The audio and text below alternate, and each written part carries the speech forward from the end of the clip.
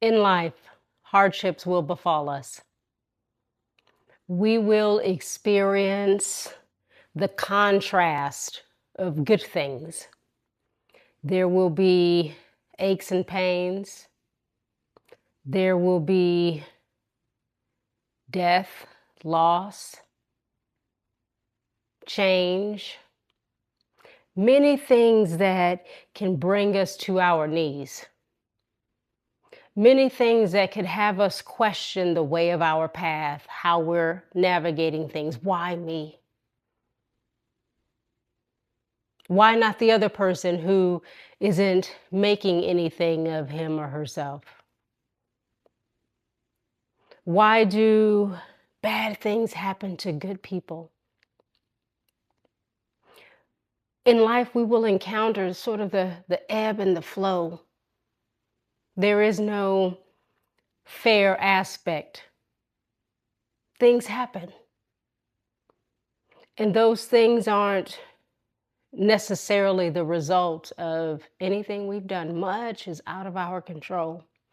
What I'm thinking about this morning is how we might hold those unfortunate events with more spaciousness. Have you ever noticed if, let's just say you stub your toe, or you hit your head and it's that tense up moment, it just makes it worse, right? That resistance, the contraction, it seems like, oh my God, this is hurting. It's hurting even more now. When we resist, what is showing up? What is inevitably going to arise? We make it worse. It's as if we take the pain that's painful in and of itself and we highlight it. Now we're suffering.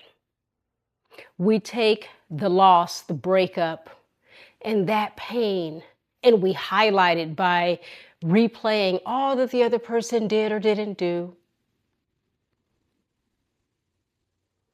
I did all these things and they did. We replay it. We're highlighting the pain. We're making it worse. We're resisting. Notice water just, if there's a boulder, a tree, whatever it is, water just, there's something about the human mindset, consciousness, all of the feelings and emotions that we carry, they get in the way of flow. They prevent us from meeting our life in a spacious way when we're not mindful of that and practicing sort of letting go. For example, and a terrible example, it's like a drunk driver, because recently my parked car was in an accident behind a drunk driver going down the wrong street. Notice when you hear about drunk drivers, they tend to walk away unscathed, because in the moment of that impact, they're just so loosey-goosey that it's like nothing happens to them and everything happens to everybody else, because it's, you see it coming, right? You tense up. In our lives, we have to find the loosey-goosey. We have to find sort of the motion of flow that keeps us in alignment with the rhythm of life. Because the moment we do this, everything shatters. But if we, with what's happening, doesn't mean we're not impacted and affected, but it means we're going to move through it with a different level of flex and flow, where we will still have the pain of the situation, the diagnoses, the death, the losses, the having to redo your life over and start from scratch, whatever it is. We will have the pain of that. Yes. But we're less likely to suffer. Suffer is, there is the cut and that hurts. Suffering is when we squeeze some lemon on top of it. And the mind might want to replay. The mind wants to make sense of things. There's that sweet commiseration spot. We want to dig in there and talk about it and replay and replay and replay. But we don't realize what the replay is doing.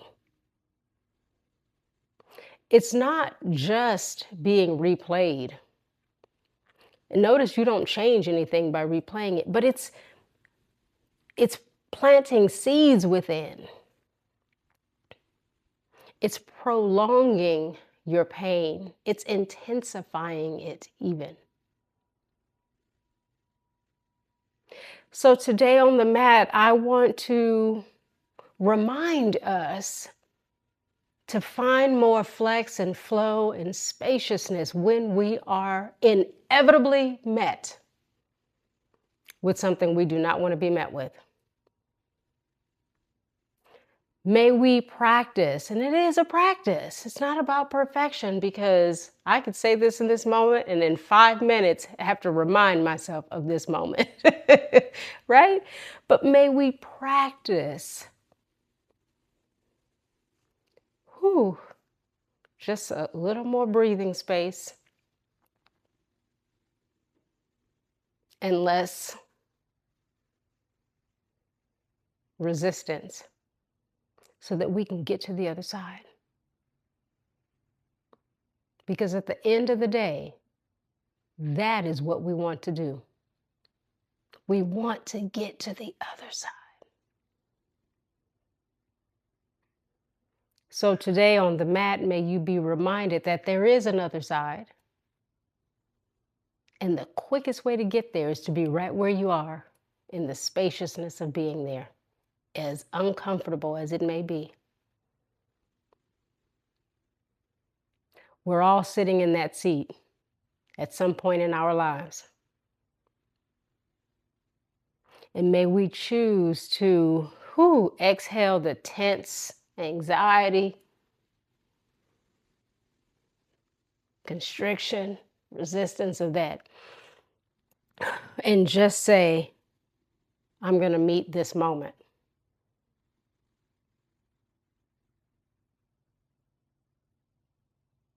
with spaciousness and as much grace as we can muster.